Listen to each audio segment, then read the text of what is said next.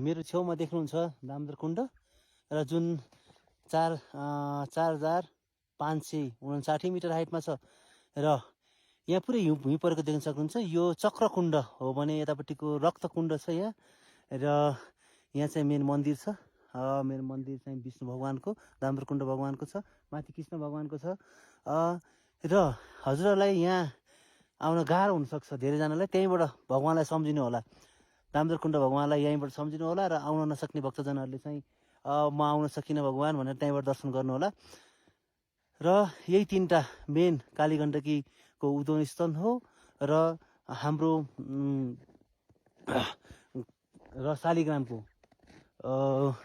खानी पनि यसलाई गनिन्छ। यहाँ आउनलाई एकदम मुस्किल छ, एकदमै ठुल्ठुलो 2टा पासहरू तर्नुपर्छ र त्यो पासहरू चाहिँ एउटा 5400 मिटर र 5500 मिटरको छ र सिधै उकालो र ओह्रालो छ।